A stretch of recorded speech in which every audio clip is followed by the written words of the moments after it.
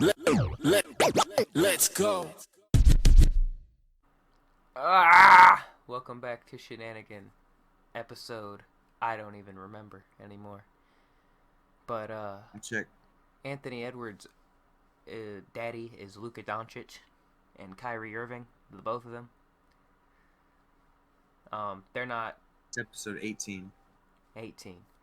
You see, they're not gay. They're not the gay dads, but they're both his daddy, if you know what I mean. You said Luca and who? Luka and Kyrie are both Anthony Edwards' daddy, right? Yeah, like they aren't the gay dads, but they're his daddy. They're his daddy. That's for damn sure. Right. No. I thought you were riding with the Wolves because they beat y'all. I mean, I am like kinda, but I don't like the Wolves. I mean, so I'm not really fucking. So I'm not pissed. I was kind of like I kind of am like that sometimes, depending on what happened, who the team is, and whatnot. I will usually root for the team that knocks us out, and then especially in the context of us being the defending champions and me thinking we really, really had a shot at winning 2 in a row this year. So I was just riding with Minnesota, but you know, clearly. They just caught lightning in a fucking bottle, and they ain't ready to fucking keep up with the heat that Luka got for him. And Anthony Edwards is kind of just like, shut the fuck down, man. Like, I mean, he's tired. He's really tired. I give him that, and I'm not saying nothing about that. You heard about the oxygen? Yeah, I did hear about that.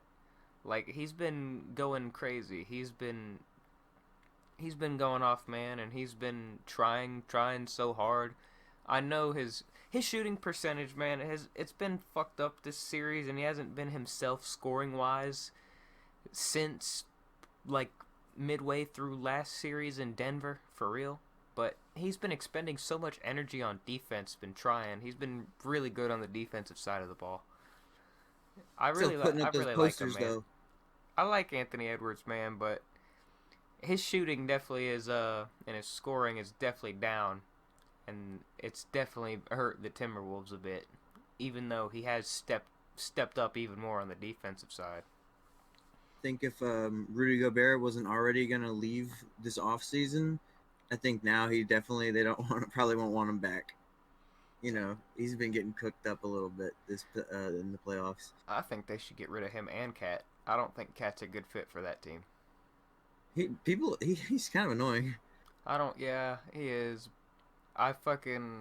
But still, I don't think he's a good fit for that team, man. I think Naz Reid is a better fit. Like, they play the same position. They're both a power forward. I think Naz Reid fits better in the system that they run. I think Naz Reid is... I'm not going to say Naz Reid is a better player, but I'm going to say that he's the better fit on the team, and I think they need to start Naz Reid, and they could trade Karl Anthony Towns for assets, players, picks, whatnot, and get something and build for the future. Build towards the future. Because if you don't, then you're stuck in fucking Cat's cap space and Rudy's cap space, and you're stuck with them. So I would try and find a suitable trade destination for Cat and Rudy, or both of them, as fucking fast as possible. Cat went 0 for 8 on 3-pointers in the last game, and then went on to say, like, oh yeah, I shoot 1,500 shots a day. And then I think you sent it to me, but Charles Barkley and all them on Inside the NBA were saying that was just a lie. I know people. Cat seems like a weird guy. He's kind of weird. He acts a little weird. But I don't know. I like Cat, and he's a good player. But I do think Naz Reid's the better fit for that team, man. Naz Reid need a start. I think he's better than Gobert for the team. Than Cat. I think Gobert is better for Minnesota than Cat is. I mean, at least Cat can do offense sometimes. At least Gobert can do defense in the rim. Never mind. I saw him get dunked the fuck on. At the rim. Oh. No, but for okay. Rudy, defense Rudy, at the rim when you're Rudy's cooked, really it good. doesn't fucking matter. Rudy's a really good defender either way, but still, I think he. Maybe it's just because people hate him, but I see him get cooked a lot. Oh yeah, he does. I'm not gonna lie. I think Rudy is both underrated, overrated at like all of it, all of the above at the same fucking time. To me, at least in my head, he is all of the above. He's underrated, overrated. He's both. It depends on Is with these it depends on who the fuck you ask. Because he's either disrespected and diminished to the point where he's fucking just nobody and should never be on an NBA team if you ask somebody, or if you ask somebody, he's the greatest fucking defender to live. When nobody can seem to just find an in between. I'm starting to think it's just because he's French. They're just popping out of there like fucking something. I don't have an analogy, but they're coming out of there now quick. They got Wembanyama's brother is fucking big, and he's like 16 or something. Holy Isn't shit. Alexander Czar French? Yeah, Sar is French. There's this other dude. Gobert's French. Yeah. Zach Rissacher, I think his name, or Rissache, Yeah. who's supposed to be coming in this draft. It's French basketball, bro. Him and Sar are the two guys who are seen with like as could be like good potential. I mean, obviously, all these guys, none of them are consensus number one, but of the two I hear about the most, it's the two French motherfuckers. It's something about France, bro. I don't know what they're doing out there. I don't know. They're doing something in the fight game. They're doing shit in soccer. They're doing shit in basketball. Well, the fight game is just now because it's just got legal there like 2 years ago. But yeah, the French, man, French, fuck them. The last game, not the last game that just got played, but game 2, where Luka hit the game winner on Rudy. Just like, what's the defense? Post up defense or whatever the fuck? How would you refer to like what the scenario was there? Oh, where he at the end like that's ISO, right? Yeah, it was ISO. I guess it was. I don't. I have a hard time even one-on-one. Like, yeah, it was 1-on-1. Does he ever win those? I never see him win those. I mean, like I said, that's perimeter defense right there, man. That's not Rudy's forte. That's not Rudy's forte. Rudy's a guy who stays more so inside.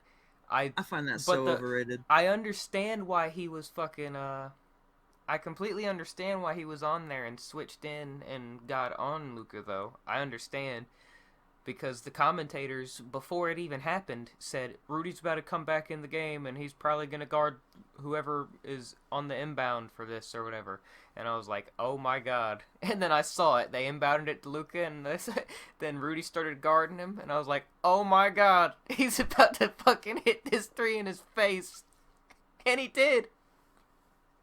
It was funny, bro. That was fucking awesome. That was a beautiful game to watch. The commentator called it, too. He said, "Yep, Rudy's going to be the one to guard this shot," before Rudy even came back in the game. Would you have trusted Jaden McDaniels there more, considering he's, like, faster? Yeah, and considering as much. Considering Jaden McDaniels' specialty is perimeter defense, yeah. I mean, it's still Luka. That's my thing. It's still it is still Luka. That's the thing. You can never. That's the best defenders are never ever going to be able to shut down your best player. Like the best players cannot be shut down, for real. You might be able to slow them down, but you're not going to shut them down, no matter how good of a defensive player you are. So, but yeah, I still would have rather had Jaden McDaniels because he's better at perimeter defense than Rudy Gobert is. Yeah. So with Celtics and Pacers, at the last game without Halliburton, I watched a little bit of it. I watched like the first half, and I mean, Pacers were winning most of the time. They got the lead early in like the first, after Celtics had it for a bit, but they got it and they kept it for most of the game. And then I didn't watch what happened at the end, but they choked it away. Like they had a good, comfy lead for a while. The Pacers choked game 1 and game 3.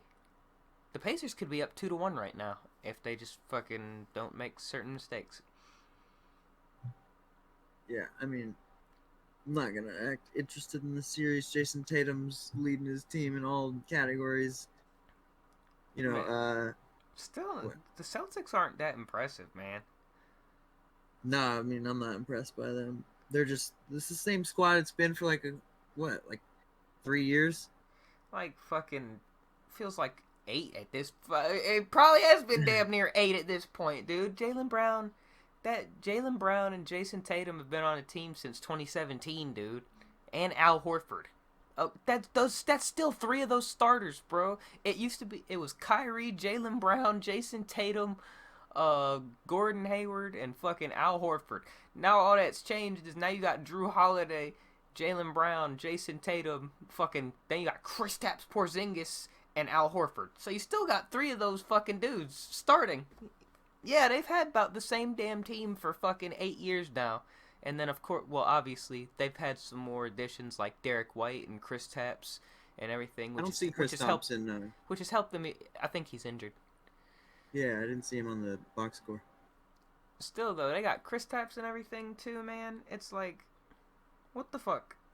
Celtics, like Derek White, Kristaps, even they've been on the team now for like 2 or 3 seasons. So yeah, they've had the same team for about like 4, 5, 6 years or something, pretty much. The Pacers enjoy this little run they're going on because I don't know that they're gonna go like this again for a few more years or so. I don't know. I think the Pacers are gonna be fine. I think the Pacers are gonna be a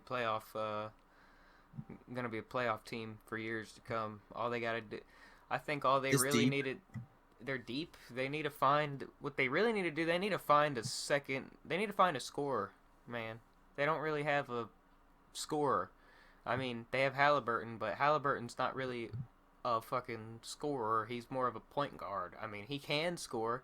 He does score a lot, but he's more of a playmaker, man. He's more of a facilitator. He likes to get assists. I'd like to see someone like, I don't know, maybe I I know DeRozan's old, but DeRozan's a scorer, man, and he's more of a So, mid-range scorer than a three-point scorer, but still, they need a so I scorer. recommend DeRozan to the Lakers for a win now window, and you're like, no, they don't need DeRozan, but you want him to the Pacers? No, I don't think I don't want him to go to the Pacers. I'm just saying that's like an example of a scorer, I like mean, yeah, a consistent scorer for the Pacers, because that's what I really think the Pacers are missing from being true contenders is just a consistent all-star scorer. eh, I like Like DeRozan. if they sign Malik Monk, they'll probably be good. I mean, Malik Monk's no fucking like he's no Devin Booker, obviously, but Malik Monk ain't no fucking scrub, man. He could score. If they sign him, I think the Pacers might be contenders. They might. They probably That would make won't. a little more sense for them, Yeah, I think. I think they I don't could. think DeMar's a free agent or anything. Like, isn't Malik Monk a free agent? Malik Monk is a free agent. I don't know if DeMar is a free agent or not, cause I don't know if he has an option. He could I opt think they out have to or trade. whatnot. He might have to trade for him. Yeah. But yeah, Wait, no. DeRozan is a free agent. oh, he is cool. I didn't see his name come up in any free agency talks during the year, He's just but old. that'd be cool. I'd like him on the Magic. Yeah, I like DeRozan. I like the Bulls a little bit. Like they're kind of my childhood love them team when I see them play. You know, they got players I like, but anyway, shouldn't be talking about the Bulls and all that. Celtics 3-0, Mavs 3-0. Never came back from that before. So Yeah, Mavs it's Celtics final. yeah, man. Unless some crazy shit happens, but yeah. I Mavs Celtics finals. Holy fucking shit, dude. Um, the Mavs. Wow, that's kind of cool to see. I hope the Mavs do it so bad. I think they If will. the Celtics do it, this will be such a waste, man. Not a waste, but I've had so much fun watching the playoffs this year and everything. Like the NBA has been amazing, not just this season, but just the playoffs have been some of the best playoffs that I've seen as an NBA fan. Like within the like in the last few years, there's been some entertaining playoffs and whatnot, but this has been the best playoffs that I've seen as an NBA fan with my eyeballs in the last 5 or so years. And the Celtics, if they close it out and win the championship, that would just fucking ruin it for me and like leave a horrible taste in my mouth. And would instantly bring this from being fucking probably the best playoffs I've seen with my own eyeballs to one of the worst and most predictable. Bro, I don't know, man. They're fucking hate they're them. keeping their games close. They're keeping games close. The Celtics Yeah, they with do, like and the then Cavs and the Pacers. and Jason Tatum also can't fucking shoot for shit. Most nights for some reason he shoots like fucking 40%, which nobody talks about. Nobody talks about that, dude. Nobody talks about how shit he shoots and how much of a better shooter Jaylen Brown has been and how similar stat lines they put up. And it's been, oh, Jason Tatum did this tonight. I'm like, oh, Jason You have Tatum. the box score up right now? I do not. I'm about to bring up the box I do. score. You're right, because it's like Jason was in there for 44 minutes. He was 12 for 23 on field goals, 5 for 10 on three-pointers, so 50%, and then 7 for 11 on free throws, but 36 points. And then Jaylen Brown, almost the same minutes, 10 for 18 on field goals, so just like a little bit below Jason. And then 1 for 5 on three-pointers, so again, 50%. And then 3 for 4 on free throws, which is a similar ratio. So yeah, you're real right about like they put up really similar stat lines. They put up similar stat lines, and for once, Jason Tatum actually had the better game. But usually, if you look at it like shooting, obviously, the stat line, the box score doesn't tell you everything. You gotta look at the eye test and everything, and of course, and Jason Tatum does do some plays that gets overlooked, but so does Jaylen Brown. Jaylen Brown has been such like one. They've both been keys to success for the Celtics, but Jaylen Brown has been more consistent of a scorer and shooter. Like He had 40 on game 2. Yeah, Tatum scores more, but Brown just is more consistently shooting. I think obviously the duo works out together, but everyone talks about Tatum this, Tatum that, Tatum this, Tatum that, but no one gives fucking Jaylen Brown his flowers. Yeah, in game 2 he had 40 points to Jason's 23, and better shooting than him. I'm just tired of people not talking. I'm just tired of people disrespecting Jaylen Brown. I'm hearing you out, brother. I'm listening. And then Jason Tatum, Tatum had a better game than him in game 1, but he was missing from 3. Same ratio of threes though. Again, they really like. Yeah, they're like they're buddies, I guess. They are. They want to have similar stats. And speaking of similar stats, fucking game 3 of the Mavs Timberwolves, Kyrie and Luka both had 33 each. You know that was standing out to me a minute ago, but Kyrie, man. The Kyrie and Luka duo is like a little bit better and faster than like what the Jamal Murray and Jokic duo could be. You know, if Jokic was a little more athletic and Jamal was just a little better. Yeah, better. Fucking dude, Kyrie is crazy. I don't think Jamal Murray. Man, I love Jamal Murray, but I don't think he'll ever be as good as Kyrie Irving. Nah, I'm just saying. It's a similar dynamic like what they do, but actually Luka's a bit better scorer, I'd say. Yeah, he's a better scorer than Joker. But I mean, I like this duo. I didn't think. I really did. I told you this the other day. I didn't think Kyrie would stick around with the Mavs when he got traded there. I didn't was like, think so either. What a weird rental. That's what I thought. I thought it was weird. I was like, dude, you got two guys who want the ball in their hands, who want to lead their own team. This is going to turn out horrible. And they just said, hey, shut the fuck up. Kyrie said, I'm gonna make no more problems. I think Kyrie's a little bit of influence on Luka, for real. He could be. I think because, I don't know, man. I think or each other, like they're doing it to each other, you know what I mean? think they're both. I think they are, because just the way they acted and everything, like in Brooklyn and like I was like, man, like and every I'm like, man, Kyrie really seems like he wants to be the leader of this team. Like he is the team. Like obviously he was with KD and everything, and they'll talk and they'll be like, oh no, it's both of us. But I don't believe like when I see Kyrie in Brooklyn, he was like visibly like not happy.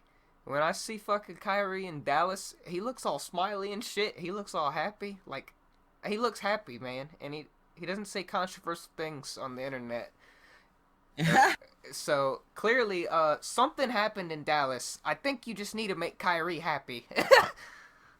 I think Mark Cuban probably sat him down and threatened his life. He's like, listen, you say something about Jews, I swear to God, Kyrie, I'm gonna fucking chop your hand off. I don't know, I man. don't know. I think Kyrie's. I don't know. I think Kyrie is playing with a guy who is so similar. Like, obviously, I'm not gonna say so similar, but similar play style, a less athletic kind of LeBron-ish play style in Luca. Because they play kind of similar, except Luka's more of a scorer than LeBron is. So I think that's Yeah. why they can mesh very well, because he's basically playing with fucking a similar skill set to LeBron. Well, Luca is kind of, I would say he's pretty close because, what are the stats where it's like, oh, this player scored this many points and done this many shits under the age of 21 or Yeah, 23 or whatever. It's the only Paulo, Luca, and LeBron. yeah, that's the only people you hear about is fucking him, Luka, LeBron. Respect Paulo. I do. I don't know. I have to bring up Magic a little bit when we talk, but That and yeah, I think Luca. they have a Go certain ahead. dynamic too that I like. It's they change it out. Like I don't know if you noticed, but they both go off during the games at different Mm-hmm. fucking times, and they'll switch it. Like usually people be like, "Oh, this is my first half, dude. This is my second half, dude." Kyrie and Luca both switch off on being the first half guy to go off and the second half guy to go off. Like some nights it'll be, "Oh shit, Kyrie went off in the fourth quarter to fucking make them win, and he hit this crazy game winner." And then the next night it'll be like, "Oh shit, this time it was Luca," and they have no problem switching off with each other at all.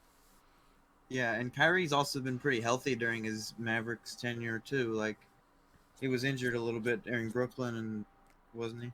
Yeah, even in Boston he was.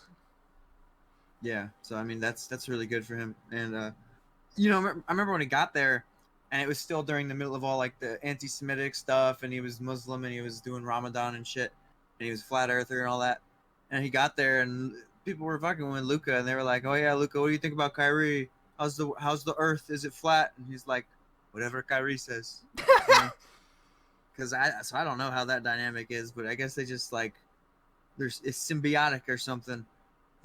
Kyrie kind of likes Luca's weird European vibe, I guess, and Luca probably likes what Kyrie brings. I like their interactions. They do. It seems like they get along.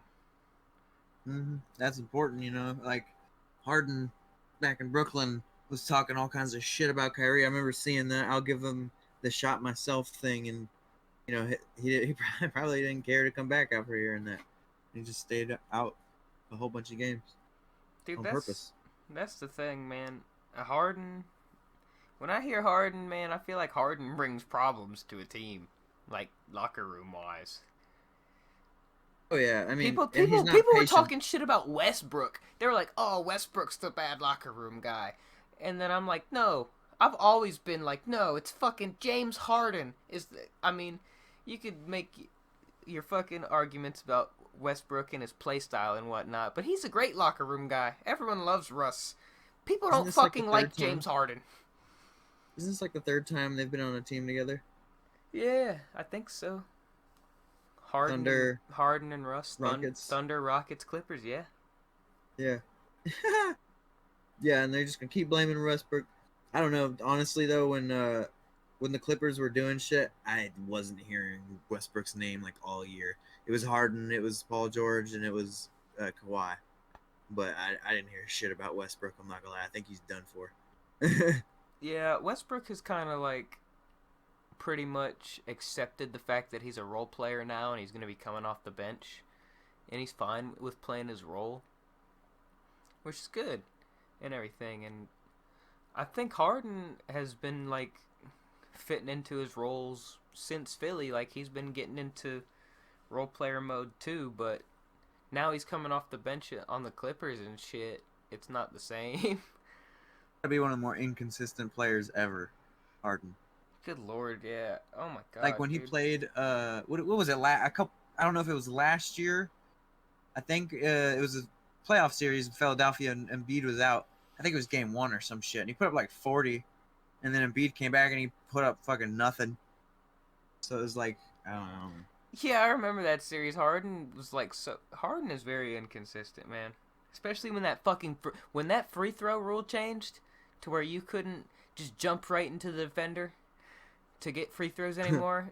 his scoring went from like 36 points a game to like 24. Yeah. Maybe it I still helps. see a lot of free throw Yeah, fouls like that. he still takes a lot of fucking free throws, and they still call that shit sometimes. It pisses me off. So Mavericks Celtics final, barring any crazy shit. What do you think? Who you got? I got Assuming they stay healthy. got the Mavericks. Yeah, I'd gotta say Mavs in 6. I'd say Mavs in 7. Respectable. Just because the Celtics, man, the Celtics should win, but If they do win, though, if the Mavs win, man, the Celtics should take them to 7 with how good they are. the Celtics win, we don't have to hear like people talk about Jason Tatum as much. I don't think, because him without the ring is a big old failure on his forehead. And That's shit. You guys that, talk or about him a this will lot. be the most over talked about fucking championship team of all time, like the 2008 Celtics. I don't know how many times I've heard about the 2008 Celtics in my life, but it's more than I fucking care to hear about. Yeah, it seems. The Celtics, It seems like the NBA. 2008 Celtics, the Big Three. Oh my God, the Big Three that won one fucking finals together. Yeah, I don't like the Celtics either. Nobody does. I don't know though. It's like they're kind of like the Cowboys of NBA, just because of how people hate them. I feel like it'd be the same thing. Like if Cowboys finally got one, people could shut the fuck up. You know what I'm saying? I don't know. Dude, if Cowboys won one, I'd cry. And I'd be like, I never thought this was ever possible to ever watch. It's just like some narratives. I get sick of hearing them because I get so bored of it. Like the Celtics always lose. The fucking Cowboys don't have a Super Bowl. Like I would love if they could each get one of those wins, and then it goes back to being the same way. Then we could stop hearing about it for a while. You know what I mean? You know, I'll never That's get. just me. I don't think I'll ever get tired of the Celtics losing. I think it's the fact that the Celtics are still like good enough to the point where they're always making conference finals and finals appearances, so they're taking the spot, a playoff spot, to watch another team in the playoffs away because Yeah. they're still good. Like I don't want them to win. I want them to fall off and their team to blow up and they become trash, so we don't have to hear about them at all. That's how I don't want the Celtics to do shit. I hope they lose so bad. Go Mavs. It's weird. They're paying like Brown and Tatum. They're paying Tatum, right? Yeah, they're Pretty paying sure he's got a Tatum. big. Yeah, so they're paying those two like huge contracts. I don't, and they're still winning and still being consistent like this. It's just I don't know. It can't last forever. I don't know. I don't like hearing about them. I think the Celtics are pretty boring because they don't change. So I don't want to hear about how they can't win anymore. And then next year they're gonna be in the fucking conference finals or the finals again. It's gonna be the same shit. Oh, can the Celtics win it again? I don't know. I'd rather be like, hey, they got it. Yeah, dude. Not this year because I like Luka, but like maybe if it was a team I didn't like I don't know, what's a team in the West I don't like? Like if the Thunder got there, like if it was Thunder Celtics, I could find myself rooting for Celtics, just because they have Josh Giddey. That's respectable. But dude, like last year when the Heat made the conference finals against the Celtics, I saw a graphic and it said some shit like seventh of seventh of last 8 years that Celtics were in the conference finals, and I was like, "Excuse me." Yeah, it's ridiculous. I mean, like, And then I remember. not only that, that's like the fucking sixth different Celtics Heat conference finals matchup since 2010. I'm not saying that. I guess it's gonna sound weird no matter how I say it, but I'm not saying Jason Tatum is like Patrick Mahomes. But like, I remember a couple years ago when I was like, "Oh my God, the Chiefs are always in the conference finals and they've got one ring. Oh my God, is Patrick Mahomes gonna be the next Aaron Rodgers?" Is what I thought. I was like, "Is he just gonna be amazing forever and then not win another ring?" And then after that, he won 2 more rings. So I don't know. Jason doesn't have a ring, but like, if he got one, you never know what that could just fucking spiral into. That's all I'm saying. That's fair. Uh, but I'm ready to get off basketball. I've overloaded my brain with Jason Tatum's. Yeah, me too. Up next, we're gonna be predicting UFC 302. I'm gonna scroll through here, see if there's any. There's some good prelims. Some good prelims. I don't know that you'd know any of them. You know Roman Kopylov, the kind of guy that looks like me. Yep, I know Kopylov. Fighting a guy I know Nico who fought Price. he fought Alex Pereira. So Kopylov Cesar Almeida is like the featured prelim. That's a fucking good fight. That's a good fight. But I was gonna say I let's know just Dolidze, but it looks like his fight got canceled. delete say. Oh yeah, delete say his fight got canceled. Yeah. I know Nico Price. Nico Price and Alex Morono. Like Jesus Christ, those are some welterweight gatekeeping ass motherfuckers, dude. I was Nico about Price to just has say. weird knockouts. I was about to say that's probably why I know Nico Price. Nico Price has one knockout where he's like on his back and he's holding the guy's face with his foot and he just like starts hammer fisting and it knocks him out. It's ridiculous. And then he's got like up kick knockout and shit. It's Nico has some weird finishes. Okay, I know everybody on the main card except for the bottom fight. Randy Brown has like the longest reach in welterweight history or some shit like that, or pretty close to it. He's big. He's like 6'4" or 6'5" for the weight, something like that. I don't know who he's fighting. Elizu Zaleski dos Santos. Let's click on you, Dude, I buddy. was about to say I'm predicting that guy just cause his fucking name. I love it. Oh, he fought that guy. Akradima. Oh no, what did I just do? No, okay, I'm back. My thing closed. I love your Oh yeah, name he had a every too. draw with Fakhretdinov. Yeah, I'm gonna have to go Dos Santos by a fucking knockout, dude. I'm Jesus, going Dos Santos as well. I was going just cause his name. I love Randy Brown. Like I actually love watching him fight. But this guy, I don't know. He just fucking went to a draw with like a killer in his last fight. So yeah, I don't know how old is he. I have no idea. He looks old, but it won't tell me. 37. There's 37. Oh Lord, Oh maybe my not. damn! Randy Brown is tall as fuck. Yeah, Randy's really tall, but he also got knocked out by Jack Della Maddalena pretty bad. I don't know, man. I like Jack Della Maddalena. I didn't know he was 37 though. Yeah, I'll go with Dos Santos by submission, but I love Randy Brown still. He could totally knock this guy out. I'm going Dos Um, Santos. Jesus, what a lame heavyweight fight next. Jalton Almeida versus Alexander Romanov. I got Ugh. Almeida. That's who I Yeah, got. I'll go Almeida too, just because like he's probably gonna take this dude down right away. That's what I'm thinking.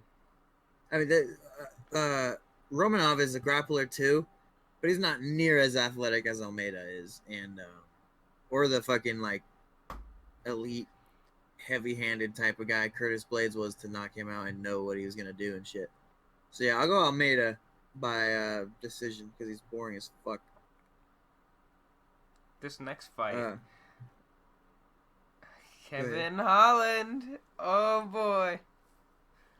Oh, this kind of tough for me, man. I kind of want to. I'm going Kevin Holland, man.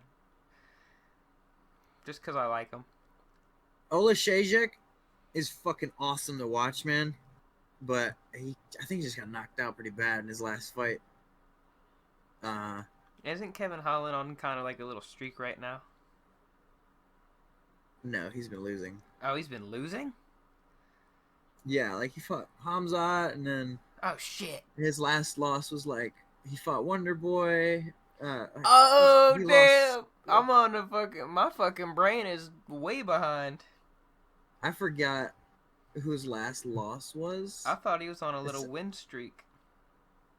Oh, he lost to Michael Page. I remember. Oh yeah, yeah. How the fuck did I forget that? I literally predicted Michael Page.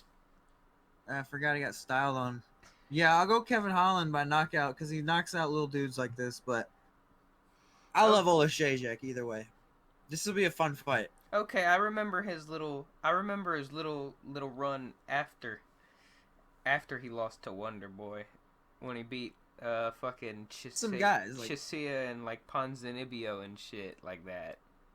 When he beat like fucking what? Ponzinibbio, whatever the hell that dude. Chiesa. Yeah, he submitted Michael Chiesa and then knocked out Ponzinibbio. Yeah, he knocks out guys like this. Kevin Holland's a fucking veteran, man. Like he's fought like 18 times That's what since I'm saying, Connor's fight. Like I've seen Kevin Holland fight so much that the last I remember of him was when he was on a little win streak, and then you're telling me no, he's on a little losing streak, and then I look it up, but his winning streak. Be a streak. It's not a streak, I don't think, but still he's on a loss. He got ragdolled by Hamza, he got fucked up by Wonder Boy, and then just got styled on by Page. So it's like I don't know. There's a level with Kevin Holland. He's ranked number 15 in the division, you know. Or this is a middleweight fight. What the fuck? He's going back to middleweight? Yeah. Okay. Why? You're not even trying to get a belt anymore, Kevin. I was about to You just want money. You just want money. Kevin Holland. I got Kevin. Yeah, I'll go Kevin too. But this will be a good fight, I'm telling you. Paulo Costa versus Sean Strickland. I got Sean. I think Paulo fucking trades too much like an idiot instead of being a brawler like he should be. Man, he really does. Cause just looking at it, I feel like Paulo Costa should be able to man, just the way he looks like he should be able to uppercut. He looks like he should be able to uppercut Sean Strickland out the fucking building. Well, he's like Paulo Costa is kind of a fraud, honestly. He's not beat anybody who is a current ranked UFC fighter. You know, it's like all guys that are out of the organization, like Luke Rockhold and Johnny Hendricks and like Yoel Romero. I was right about Rob beating him. Yeah, Robert Whittaker got lucky that wheel kick was at the end of the round. But, yeah, Paulo has the power to fucking knock out anybody, really. But like, he ever since his Izzy fight, he's decided to just trade at range so he doesn't get gassed or something or get caught or whatever. I don't know. He's scared now, and he trades for point style, even though he's a knockout artist. So he lost to Robert Whittaker that way, just being inactive, even though he's hurting Robert every time he hit him. I think he's annoying. Yeah, I don't really like Paulo either. I don't like Sean for real either. But I do at the same time. I don't know, man. That's tough. Shit. I'm gonna go Sean on this one. I think Sean's just gonna outpoint him. Just because I agree with you. I think Sean would outpoint him, and then I don't think Paulo's gonna knock him out because he probably won't do enough. And I'm gonna predict Islam to beat Dustin Poirier, and if this doesn't happen, it's because I picked him. I don't want Islam to beat Dustin, but still, I pick Islam. I do want Islam to beat Dustin because just like if the Cowboys got a fucking championship, if Dustin Poirier gets one, I'm never gonna hear the end of this shit. And I don't like Dustin Poirier. You know, he knocked out McGregor and shit, beat Michael Chandler. Who else did he beat that I like? Dan Hooker beat him up pretty bad. I don't know. And then he's an asshole. He just seems like an asshole. Man. You don't think? Stupid ass hot sauce. Not too much. He doesn't really seem that much like a dickhead for real. I don't know. He's corny. It seems like He is a little corny sometimes. I'm not gonna lie. I don't get a genuine vibe from when he speaks. You know what I mean? I can feel that Like sometimes. He does. I don't know. It's a stupid. His feeling. tone of voice is kind of weird. He talks like how he it seems like he thinks he should be talking. I don't know. Instead of just being like a guy. It seems weird to me, like he's reading off the script. Yeah, you know, he always talks like this, basically. Yeah. Oh, I forgot I added something I wanted to talk about. Tone. I forgot I wanted to talk about something. Let me scroll through the rest of this before I move on. I want to talk about a couple of prelims. Yeah, Cesar Almeida, Roman Kopylov, that'll be a banger. Phil Rowe versus Jake Matthews, that could be a slugfest. Mickey Gall and Basil Hafez. If you want to make some money, Caleb, I would bet on Basil in the early prelims. But he the underdog? I don't know. It doesn't say what the odds are there. But I don't know. Mickey Gall has been a vet for a while, but he loses. And then Basil Hafez fucking gave Jack Della Maddalena a really hard fight. And hey, Andre Lima. How do I know a couple that fights name? ago. Andre who? Andre Lima. Where's that? It's in the early prelims of 302. There's a fight between two undefeated guys?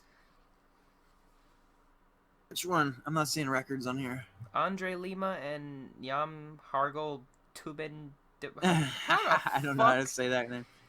I don't know how the fuck you say that shit, but dude, I really don't know. It says they're both 8-0. I think I might have heard the name Andre Lima before. They're both young. This is a this is a flyweight fight. I can't even extend the fucking graphic on the website. That's how much information there is about these two. The other guy doesn't even have a profile picture. It says this guy's 2-0 in the flyweight division, though, or I don't understand what I'm looking at. The website's very confusing. But they're both 5'6", one's 25 and one's 26 years old, but they're both 5'6", 125. See, you'd have to fucking pack on some muscle so you can cut some weight. If you wanted to fight a flyweight, Caleb. Yeah, that'll be cool. Flyweights are always bangers, dude. Like, that'll be a really good fight right there because they're probably gonna grapple really well. Flyweight grappling is so awesome to watch because they don't weigh shit, and so they can just flow. And it's just awesome. Like they know what they're doing. They have to be high level. But that's UFC 302. I think we had similar predictions, but I wanted to talk about just because they were both undefeated. Oh yeah, it's a good banger you found there, buddy. I wanted to bounce back to basketball here for a second, though. No pun intended, or whatever. But to a little bit of WNBA. Recently, Caitlin Clark has been getting a lot of hate online, and there's been a lot of shit getting thrown around, like the white privilege and the pretty privilege and all kinds of shit. Look, I'm gonna speak on the pretty privilege thing right here. I'm sorry, I never ever mean this. I would never joke anyone for their looks or anything, but I'm sorry. Caitlin Clark is not fucking pretty, bro. I mean, I don't know. She could have my baby, so I could have a 7-foot child or some shit. I don't know. She's gonna be tall. What is this? What is it? Okay. Sorry, I saw some news pop up. It was important. But yeah, like she's been getting hate, and they haven't been winning their last couple games. Let me like pull up there. Dude, the Fever's record. it's mostly her teammates' fault. They'll bring up the turnovers she's had, but then if you watch the games, her teammates cannot catch passes for shit. It's like you have fucking. It's like she has Kadarius Toney as her teammates. So another thing I saw as well. I'm happy for Caitlin Clark. Like I said in a couple episodes ago or so, like the number one overall picks in a lot of sports are elevating their sports right now, and she is. The Sparks. I saw a stat that was like the Sparks and the Fever game. Sparks is the one with Cameron Brink, right? That's L.A. Don't make sure. Yeah, I think so. Yeah, L.A. Sparks. Yeah.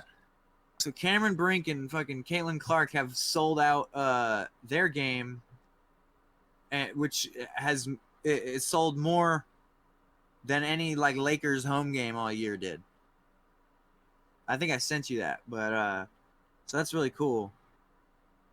And it's because of Caitlin Clark and Cameron Brink and these new WNBA stars. And I don't watch it WNBA, but I've been seeing highlights of these players since before they were drafted and during March Madness, during the draft. Now that they're drafted, it's also been a very quick process. Like all that has happened in like 3 months, but I think it's great that they're elevating the sport. And like Angel Reese, I don't know about her. She seems to be part of the problem with Caitlin Clark. I think she was tweeting shit about her a little bit, but yeah, people have been hating on Caitlin Clark that the attention to the WNBA is because she's white or because she's pretty or because of these reasons. And I remember a while ago that people were complaining that the WNBA wasn't getting any attention. And, I listened to LeBron James' podcast recently, and he was talking about how Caitlin Clark is the reason the WNBA is elevated right now and shit. And it's like, what the fuck do the WNBA want? I'm not watching. You're not going to get me to watch that. But people are. I would go to a game if like I would buy a ticket like a lot of these people are. But yeah, I don't know. What do you think about the WNBA right now? I think it's some shit, man. Caitlin Clark is catching heat for no reason, and the people who she is catching heat from is majority women, actually. Like, I'd go in fucking years ago, man. I'd go in comment sections and it'd fucking of like any kind of WNBA or women basketball player post, and everyone would say, "Get back to work, go clean the dishes" and shit like that. And now it's not like that anymore. And when it's about WNBA, because when you see shit like that, it's about Caitlin Clark, Angel Reese, or some of these new players who are very entertaining to watch. Cameron Brink is gonna shake. Oh, man, you know what I'm saying? Cameron Brink too. But bro, I'm just all these new like women players who are fucking entertaining and bringing spotlight to WNBA, and of course all this could potentially increase not just their salary but everyone else in the NBA salary too, because the more viewership, then you get more fucking, then you get to, of course, they get to make the new deals, which means they get more revenue. More revenue means more money in the contracts for the players. So I think it's ridiculous how they're like, it's not even just like, women with influence who are hating majority of them. It's not even just it's people in the fucking league. People on our own fucking team. Yeah. It's the LeBron thing. Dude, yes. That's what they did to LeBron, right? Yeah. That's what they did to LeBron when he got in the league too. Fucking, like, his teammates didn't fuck with him. The whole Ricky Davis and all that shit. They didn't fuck with him. They were jealous. Everyone is basically jealous right now. But but the thing about LeBron is that was his own team, and that is a thing. Caitlin Clark's getting it from her team, other people in the league, and fucking women all around the fucking United States. Yeah. How are you, like... It sucks. It sucks. I talked to fucking... And I'm not the fucking speaker for women or whatnot, but I talked to my friend, obviously, who is a woman. I wouldn't be bringing her up if she wasn't. She said, a woman's biggest hater will always be a woman. And I'm like, what the fuck? That's so fucked up. Quit hating on Caitlin, man. She about her, Angel Reese, Cameron Brink, all the attention that all these new players bringing in WNBA, they're about to get y'all a bag. Support them. Love them. Let's keep watching them. Fuck it. Love him. I mean, Yeah, that's what I'm I just agree. saying, I man. don't know. I think being the number one overall pick in like certain situations seems like that. Like Caitlin Clark, superstar coming into the league. LeBron, superstar coming into the league. I want to say Connor Bedard kind of got the same sort of treatment. You know, there was a whole rumor. I don't know how much of a rumor it was, how true it was, but one of his teammates may or may not have been banging his mama this last season. And Damn. yeah, that's crazy. It's like, what the fuck do these people do? I'm happy Wembanyama got the opposite. I'm glad that Wembanyama got like the fucking, oh my god, this guy is so amazing treatment. And nobody's gonna bitch Wembanyama though. He's like 6'8". Yeah, ain't nobody gonna talk shit to that guy. 6'8". I meant to say like 8'6" because he's not 6'8". He's 7'5" or something. Crazy. But yeah, I just wanted to bring that up because that's been a big hot topic recently. Moving on, I wanted to talk about another podcast just for a quick second because a couple episodes ago we did our top 10 tight end list, and then that didn't drop for like a couple days after we recorded it. But right before we dropped our episode, a podcast called Around the NFL dropped their one of their random off-season episodes, and it's not like they were doing any fucking top 10s either. Like, we weren't doing top 10s, they weren't doing top 10s, but they decided to drop their top 10 tight end list at the same fucking time. Like, why? What? Just to make us look shitty, even though nobody watches us? Like, what the fuck That is was that? so fucking random, That pissed dude. me off. It was literally like the day before I was about to drop it. It was like, top 10 tight ends. I'm like, you motherfucker. Mm-hmm. Oh my god, my lizard scared me. But bouncing back into some NFL, we're gonna do our top 5 favorite defenders personally in the league, like who we like the most. Do you have your list, Mr. Caleb? I do got my list. You want to start at number 5? Starting off at number 5. I got Trayvon Diggs. I love Trayvon Diggs, Shocker. man. Yeah, big shocker. Big shocker that Trayvon Diggs makes it on my list. But I love him. He's a fucking big part of our team. I can't wait to fucking see him come back next year from injury. It'll be great. Hopefully he fucking gets 11 picks again in a season. That'd be awesome. People overhate him a lot, and he seems like a good guy off the field too. And I fucking kind of makes me mad to see him get all the hate. And I just like Trayvon. So Diggs is my number 5. List real quick. Let me guess your list. So number 5 you have Diggs. Number 4 you have Mozzie Smith. Number 3 you have Deron Bland. Number 2 you have fucking DeMarcus Lawrence, and then number 1 you got Micah. Hey man. How? And it's not. Mozzie would be number 1 though. Mozzie went to Michigan.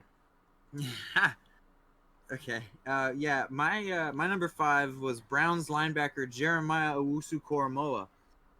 He's my favorite linebacker in the league, and if you watch his film, he's all over the place. He's very fast, and he's like such a great complementary piece to Myles Garrett. Myles gets a lot of his cleanup tackles and shit like that from pressures and stuff.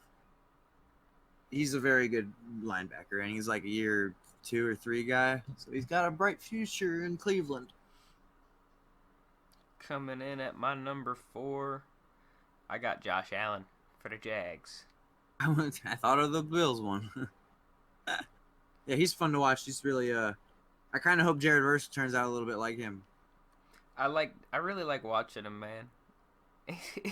He's my favorite of the Josh Allens to watch. I'm not gonna lie. That's a little crazy. Josh Allen's done some shit. I'm like, Oh man, hey.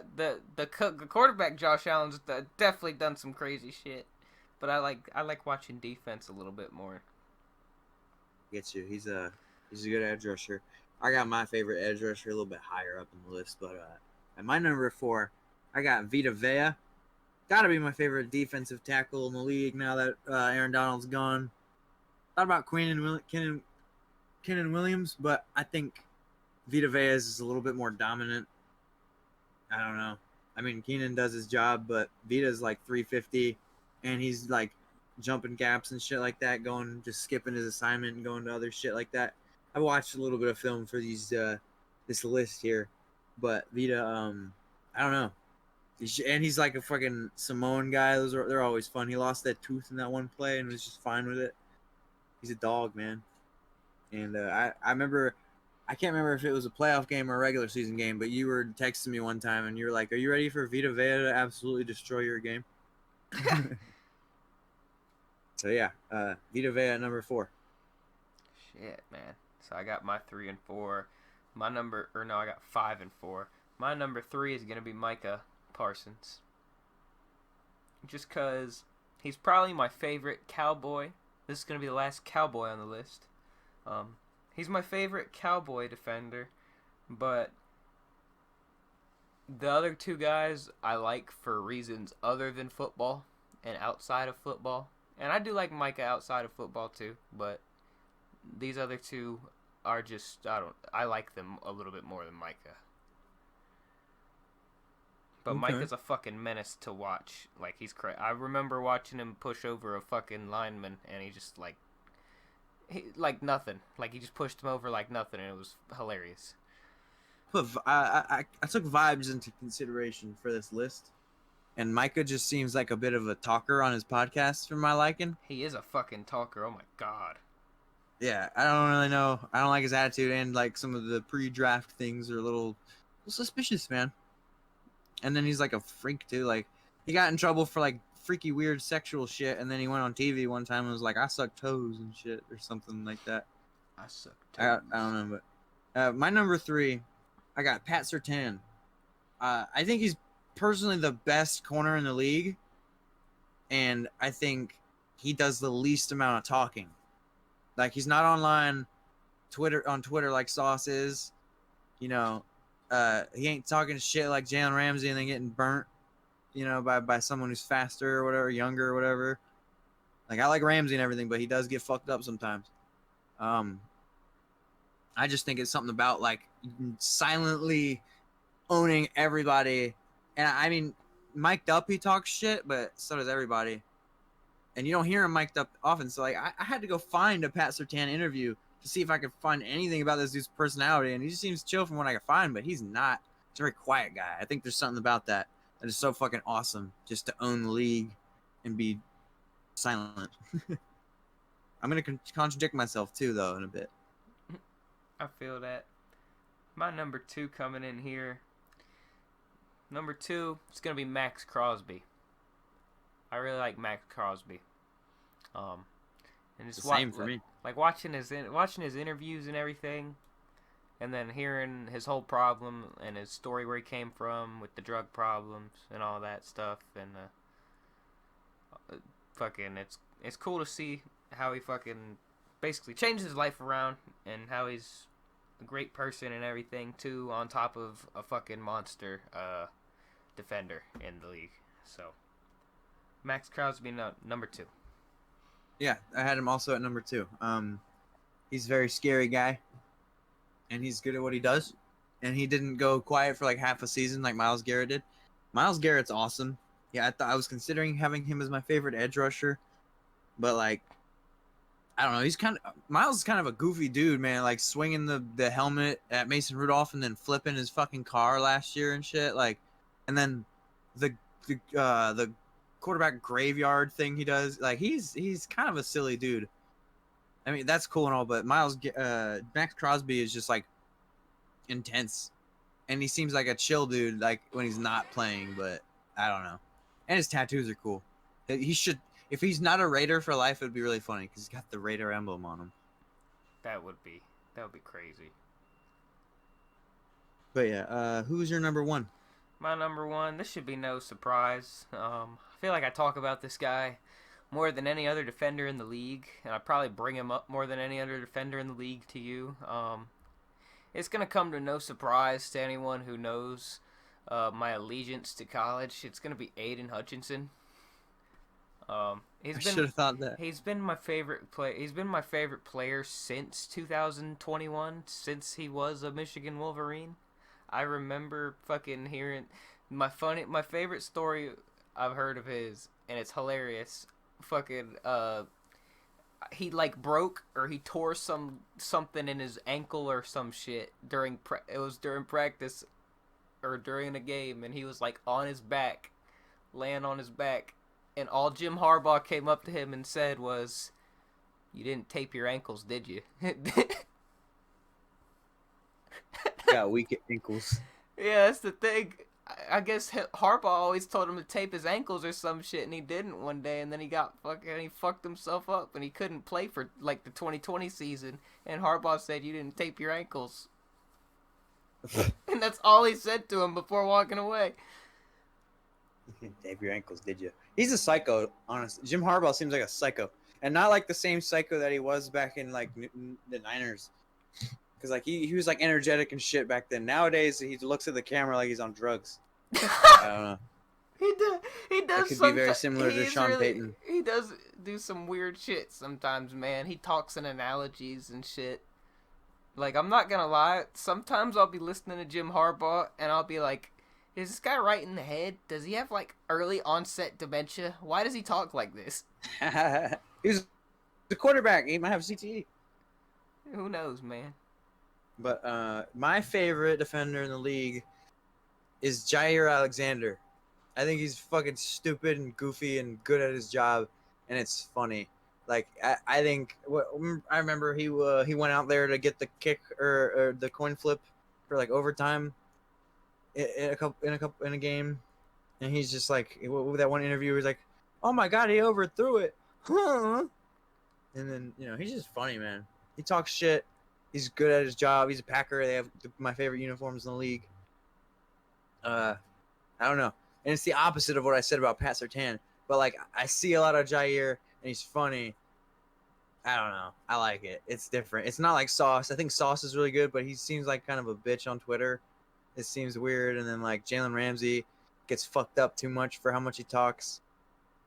So, yeah, I think Jair is a pretty good balance. Especially because, like, he locked up Justin Jefferson, a couple times, which is really impressive. I don't think Jalen's ever done that shit. So yeah, Jair, favorite defender in the league. Man, I'm just wondering, like, what the fuck do you like? Obviously, if you're talking trash, imagine being any sport, football, basketball, just 1v1 against anyone, and you're talking shit to someone, and then they talk shit to you back. What are you gonna do? You're gonna either talk more shit or be like, "Bullshit, motherfucker." What if the motherfucker just says nothing and then stares at you? Like, what are you gonna like? I think I don't know. Like I don't know what I'd do. Like, I mean, he could just be bluffing, but I'd be more intimidated than if I got like shit talked back to. I'd be like, "What the fuck does that mean?" I was like, "Am I gonna get Aaron Hernandez after the game? Did I talk shit to the wrong person?" I think there was like Ray Lewis would stare at people or some shit, like, if I remember. Dude, oh my god. Lizard is being stupid. I don't... There's the whole speculation thing. I don't think Ray Lewis actually killed anybody himself. I think he was just involved in that night. No, I think... people were fucking with him, and then the person with him stabbed the other person or whatever the fuck. So I don't think he actually did anything, but still, just with Ray Lewis and that being by, I don't think if Ray Lewis stared at me, I think I'd be very scared. I'm just what I'm saying. I think that I heard in like an interview or something that's what he used to do, just stare at people. But I wanted to get into a couple more NFL stories here before we start wrapping up. We got a couple stories and that's it, but or not stories, but news. But I wanted to go down Greg Hardy's career because recently he lost the boxing fight a couple days ago by a pretty bad knockout, and that made me want to just look into his career because he's had, he's a double sport athlete or whatever, multi-sport athlete, who's had quite a downfall, like a historic downfall in my opinion. So I wanted to go through it with everybody a little bit. Starting off, he was what was his college? He was in Mississippi, and he was playing football. He was a D end, is big ass dude. He got drafted by the Panthers in the 6th round, 175th overall in 2010, and then he played a couple years of football, man. You know, he had 3 sacks, 4 sacks, and then he had some breakout years after that in Carolina. He had 11 sacks his 3rd year, and then 15 sacks his 4th year. So he gradually improved every year as a Panther, and then Got hurt. he played 1 game. Yeah, didn't do much. He got a sack in that game though. So, but then he came back and he signed with y'all. And then Caleb, what did he do? What did he do, Caleb? You're the Cowboys fan. Oh man, I think he decided to like beat his wife in the middle of the fucking street or something. Like the way it was horrible. Like I remember that. I don't remember exactly, but from what I remember, it wasn't like, you know, like rumors or speculations. Like the motherfucker did it like in broad daylight, and the shit was recorded. Like you can still find the video. I'm pretty sure. I'm good. Yeah, I don't want to watch it, but that. I don't want to either. But still, yeah, he fucked up his wife, man. That's what happened to him. And he fucked up his own career, and now he gets fucked up by men. What a weird way to say that. But yeah, after that I'm so confused. Okay, yeah, he has had a weird career even after that. So he went on to get cut by the NFL, and he went on to try combat sports. He did 3 amateur MMA fights, winning by knockout and pretty much under a minute each time. And then he went and he competed in Dana White's Contender Series. He won in under a minute, and then he won again in the Dana White's Contender Series in under a minute, or under 20 seconds that time. But so yeah, he had a promising opportunity in the UFC, and then it says in between that he fought for the XFL Extreme Fight Night. What the fuck? And then he got a knockout early there. But yeah, and then he did get signed by the UFC in 2019, and he fucking kneed a guy in the face illegally and got a DQ for his first fight in the UFC. Then he went on a 2-fight knockout winning streak, and then he had a no contest because this dumb fucker was using an inhaler in between rounds, which you can't do. So he's just straight up cheating. And yeah, so that got overturned. And then he lost to Alexander Volkov by decision, because Alexander Volkov is legit, and you can't just go tackle motherfuckers and then fight him. But yeah, and then he won a decision, got another knockout in the UFC, and then he went on a pretty bad 3-fight losing streak. You've seen the one where he got knocked out by Tai Tuivasa, right? Yes, I watched that one live. That was hilarious. That was insane. That was Poirier McGregor 3. Dude, I was hoping Tai would knock the shit out of him too, and it was funny, bro. It was one of the better knockouts I've seen. It was fucking hilarious. He hurt Tai. He got him there for a second. He did, but he's got some power. Oh yeah, he definitely does. But you could tell, man, like he's just not as skilled as those dudes.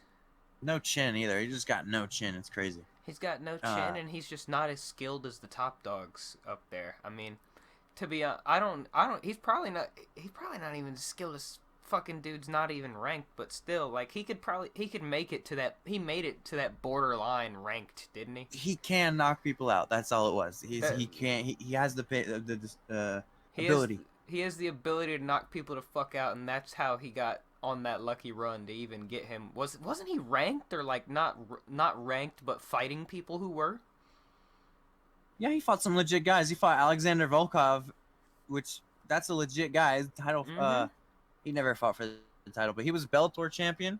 And then he fought Marcin Tybura, who has beat some pretty legit guys, including Tai Tuivasa. And then he fought Tai Tuivasa. And then he fought Sergey Spivak.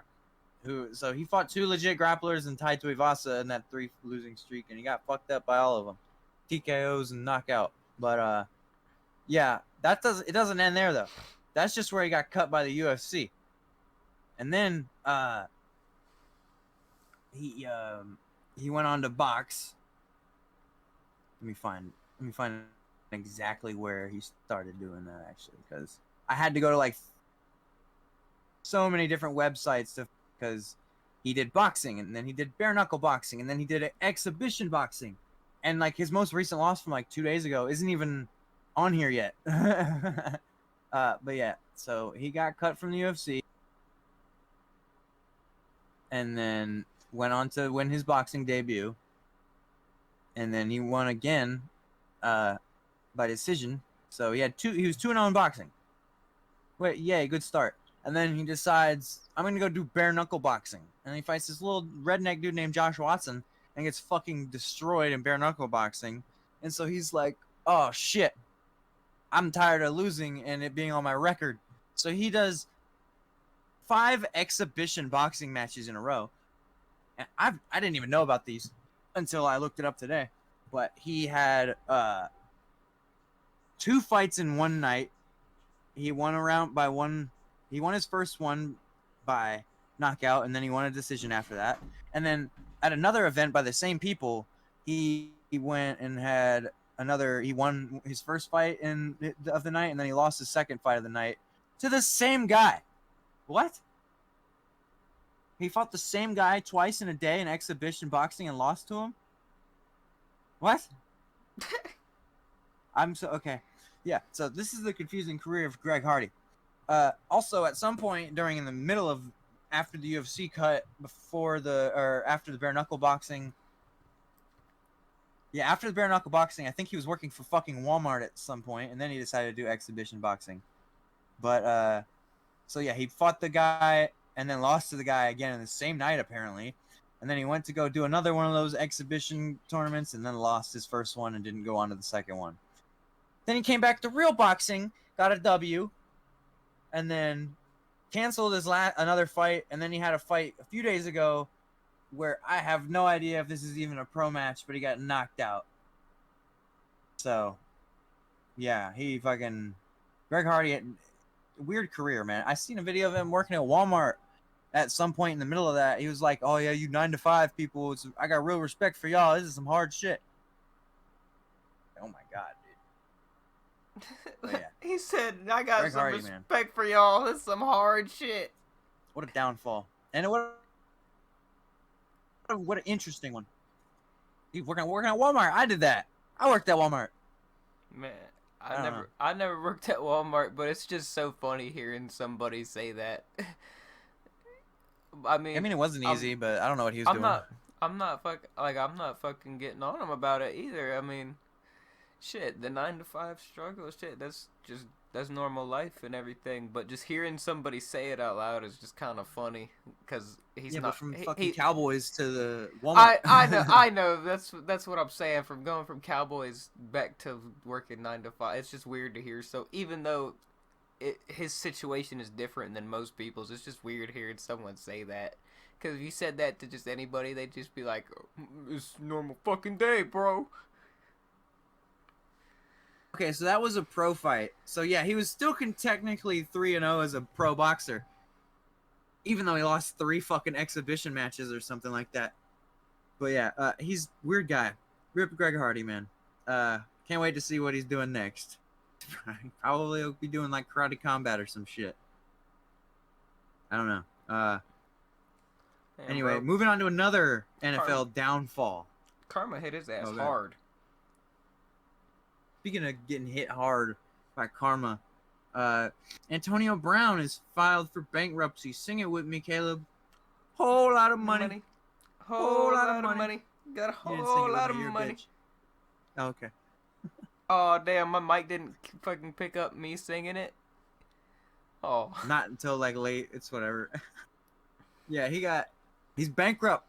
And apparently, it's been a long downfall. It's just so many lawsuits. He's got like 3 houses that are, he's gonna have to give up like 2 of them. Jesus. He was part of an AFL team at some point, and he like spent a lot of money to get a 95% share, which wasn't even 100%. So, and then that like didn't even do anything for him. Yeah, Antonio Brown. I don't want to go through his whole NFL downfall. That's been fucking broadcast. That's been talked about plenty. I remember when he took his shirt off in the Jets stadium. I remember that too. I didn't think he'd be totally done. I don't. I don't know what I thought would happen. I thought maybe he'd get suspended or some shit, but he was I just really done. didn't think that was the last we'd see of him. I didn't think that. Because Lamar wanted to play with him the next year. Dude, oh my god. That's so... Bro, I completely and totally feel where he's coming from, kinda, though. Because there have just been some points at some days where I just would love to just do that and just fucking never come back.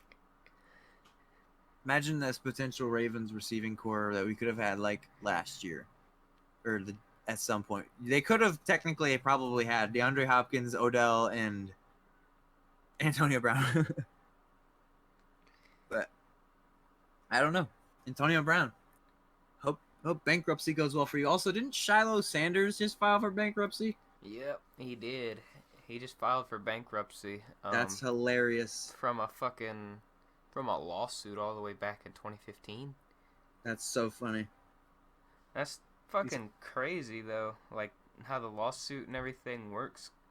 Because the only reason he's going bankrupt over it is because they're fucking, the fine, I guess, they're charging him for more than what the fuck is, for more than what he's even making on his NIL deal or some shit like that.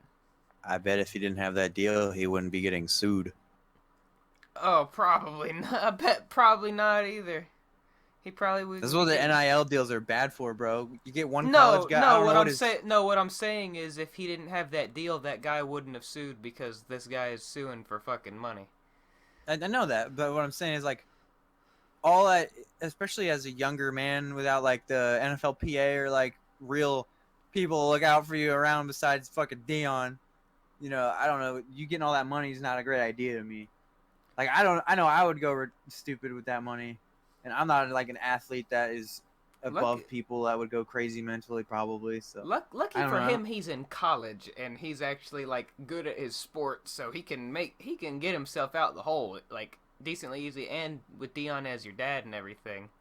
But still, man, like fuck, like that's crazy, man. Like, dude, some shit you did as a teenager, and then because you got in a fight with a security guard as a teenager, and then he said, just like he probably never even thought about it, and then 2022, as soon as he's getting paid, security guard's like, I remember, but you don't. You're getting sued, fucker. I think that's weird. Isn't there like statutes of limitation or some shit? Yeah, but I think I didn't do all my fucking research into it either, so I could just be talking shit. But I know the lawsuit was 2022, and I know statute of limitations have like different years for different charges, so the charges were probably still good on the statute of limitations. I don't know, but that's just interesting, dude. That's crazy.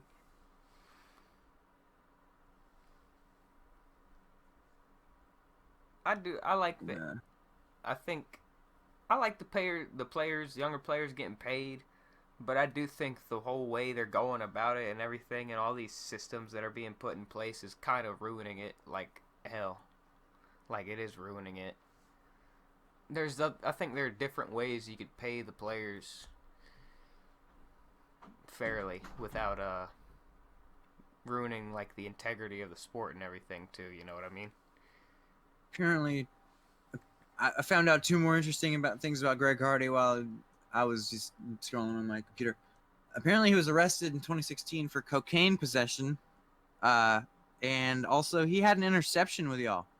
I don't know who threw that to him, but that's interesting. Yeah, get that fucking that interception. Greg Hardy, the interception will live on forever. But the Mike Tyson Jake Paul thing, man, I don't know. I'm hoping Mike wins, but I'm talking about it because on the undercard, I'm pretty sure this is when this is going to be. But it's Chael Sonnen versus Anderson Silva 3 in boxing. What do you think about that shit? Anderson Silva? Oh. Chael Sonnen. They're going to box. Oh, man, I got Anderson Silva. Anderson Silva's going to piece Chael Sonnen the fuck up. Dude, I don't know, Chael. Anderson looks Anderson's legit been fighting as fuck. Still. Anderson's been fighting still. Chael hasn't. I would love to see a juiced up Chael go in there and give him a couple big right hands at least. Just give him something to feel. I think Chael will hit him. Chael dropped him in their fights, Oh yeah, Chael is no scrub, of course. But like, yeah, Anderson Silva, it'll be very weird. Anderson Silva has been fighting and has been boxing, and also he beat. That's miles on your chin. He beat Cesar Chavez. Yeah, and remember when he knocked out Tito Ortiz as well? Mm-hmm. He's been like Funny. he hasn't just been an MMA fighter going to boxing. He's been an MMA fighter who went to boxing and is impressing. He's very impressive. And then he lost to Jake Paul. So yeah, but that was a close fight, man. On my scorecard, if Silva didn't get knocked down, then he would have won. This is a big problem with combat sports: is inactivity. Silva would have just won if he was more active. He was sitting there fucking waving his face at him like, "Ooh, yeah, you can hit me." I don't know. It was a really stupid fight for me to watch. It partially why I feel like Jake Paul shit is scripted. That's not a hot take, I don't think, but yeah. And then also Terry Crews called out Anderson Silva before Chael Sonnen said that they were gonna fight, and there was like a whole video of Terry Crews going like, "Anderson Silva, me and you, this date. Let's go." I remember, and I thought that was gonna happen because I saw a lot of pages posting about that, and then Chael Sonnen comes out and says it was him. So I'm like, did Terry Crews just get cucked? Like, what happened? Poor Terry Crews. Yeah, that was weird. But one more thing about boxing before we wrap up here today. Alexander Usyk just got, the undisputed heavyweight belts, but pretty much like I can't remember if it'll probably be like a week from now, 2 weeks or something like that. But there's a date for one of his belts where he has to accept the mandatory challenge, and I don't think he can do that because he just got done with Tyson, so he's gonna get one of his belts stripped away right away, pretty much. So he won't be undisputed for very long. Which is sad as fuck because that's the first time the belts have all been held by one person for like the first time in 20-something fucking years, dude. Boxing's so dumb. It is dumb. And then, why is there that many belts? Why is there so many weight classes? Because boxing's been around for 500 years, and so every fucking piece of anything wanted to have a boxing league, like People Magazine or whatever the fuck. Isn't that one? Ring Magazine. Sorry, not People. Yeah, Ring Magazine belt. That's a thing. There's just like, it's boxing so old. The WBC, WBO, IBF, IBO, all this bullshit. Yeah, there's everybody wanted a piece of boxing because that's all there was for so long. MMA didn't pop off till like the early 90s. I like how fucking there's only one belt per weight class. And people aren't fucking, there are some pussies, I guess, and people who duck, but not nearly as much as fucking quantity of the motherfuckers as in boxing. You have champions who duck other champions because they don't want to lose the 0 on the end of their fucking record. So they're gonna fight fucking mandatory fight Mr. number fucking ranked number 17 fighter because he doesn't want to fight the legit motherfucker. I don't know that that's totally the case for everyone. Maybe like low level guys or whatever, but like Ryan Garcia and like Canelo, they got losses. They haven't always looked their best, but like they still are superstars. Oh yeah, Tyson will still be one. They do, but that was the big problem. Like Ryan Garcia was totally he was chasing that 0, man. He was what 20-0 before he fucking fought Tank. Something. He was 20-0 fighting scrubs fucking for like 2 or 3 years. Oh, he's the next guy. He's the next big thing. He's the next big thing. Same thing with Tank until it takes them forever to actually fight somebody. Like, I understand you have to build up your resume and shit, but hey, they build up their resumes a little bit too much.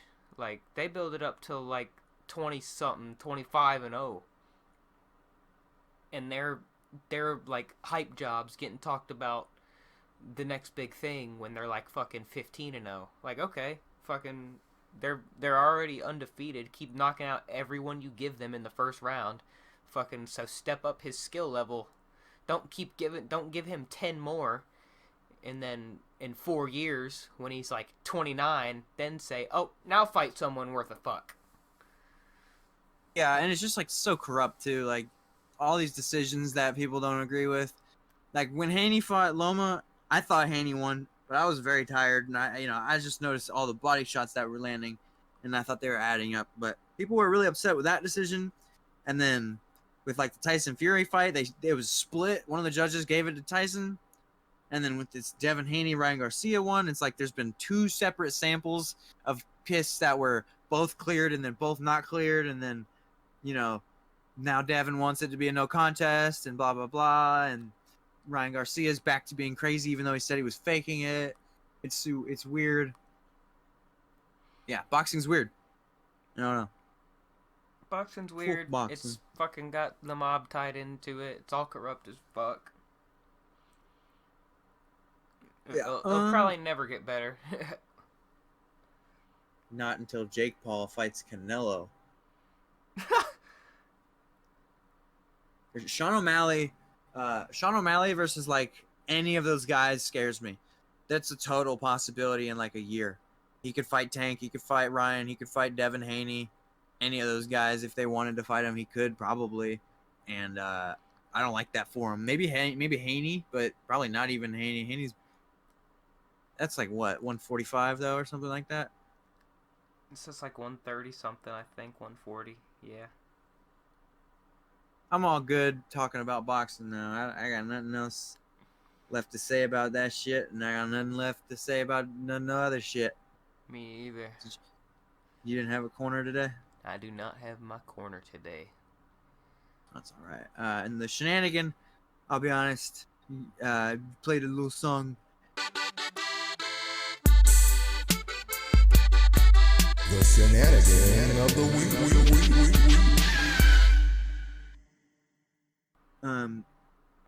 It's just Luka hitting the fucking game-winning shot over Gobert and then saying, "You can't fucking guard me." And then at the press conference, a guy was like, "Hey, you can't effing guard him or whatever." And then Luka's like, "That's not what I said. I was speaking Slovenian." I don't know. Luka, this whole series has been pretty funny. Talking shit to Anthony Edwards. But yeah, I was speaking Slovenian. That's just shenanigan. There's a weak one this week. I don't got much. There was no UFC on Saturday. So that sucks. I couldn't do anything there. Maybe it should have been Greg Hardy getting knocked out. I don't know. Probably, yeah. That too. I don't know. But yeah, it was a good episode. That was a good episode. Talked a lot more about the other shit. Had fun. Kind of just got lost in the topics for real. This episode. Oh yeah. It was good. That was a good episode. Everybody who listened, everyone who stuck around. If you didn't, then obviously you aren't here. So I don't even know why I'm speaking to you. So we're going to go ahead and get the hell out of here. Hope y'all enjoyed. Tune back in next week, of course. Peace out.